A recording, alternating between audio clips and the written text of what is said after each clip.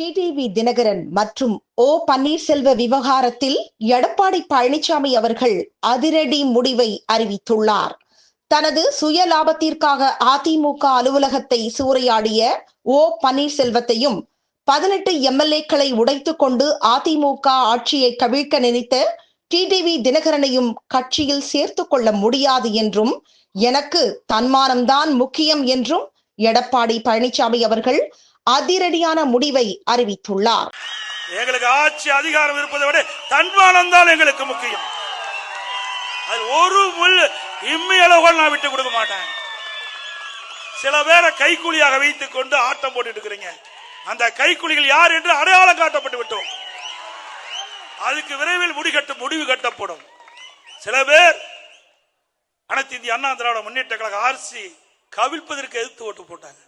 மன்னிச்சு அவர்களை அரவணைத்து துணை முதலமைச்சர் கொடுத்தோம், உயர்ந்த பதவி கொடுத்தோம். மீண்டும் அவர்கள் திருந்த பாடில்லை. புனிதமாக அண்ணா திமுக கோயிலாக இருக்கின்ற அந்த தலைமை கழகத்தை அடித்து நுரைக்கி மற்றவர்களை கட்சியில சேர்த்த வேணுமா? அது தொண்டனுடைய சொத்து. தலைமை கழகம் தொண்டனுடைய சொத்து. நீங்க போய் அடிச்சு நொறுக்கணும், அவரெல்லாம் கட்சியில சேர்த்திக்கணும்.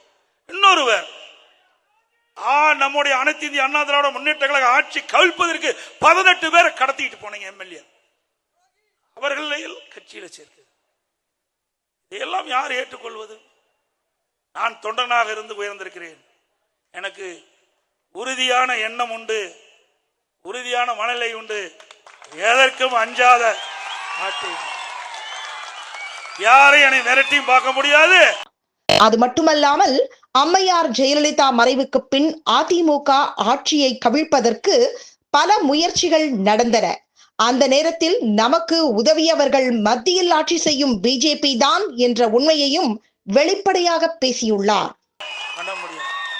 எப்பொழுது சொல்லுகின்றேன், இதுவரை கடந்த காலத்திலும் சரி, அனைத்து இந்திய அண்ணா திராவிட முன்னேற்ற கழக ஆட்சி செய்கின்ற பொழுதும் சரி, இப்பொழுதும் சரி, மத்தியிலே இருக்கின்றவர்கள் யாரும் நமக்கு எந்த அச்சுறுத்தலும் கொடுக்கல. நமக்கு நன்மைதான் செய்தார்கள். புரட்சி தலைவி அம்மா மறைவுக்கு பிறகு சில பேர் அந்த கட்சியை கபலீகரம் பண்ண பார்த்தார்கள், ஆட்சி கவிழ்க்க பார்த்தார்கள். அதை காப்பாற்றி கொடுத்தவர்களும் யார் என்று உங்களுக்கு தெரியும். மத்தியில் இருக்கின்றவர்கள் நமக்கு காப்பாற்றி கொடுத்தார். நன்றி மறப்பது நன்று, நன்று அல்லது அன்றே மறப்பது நன்று.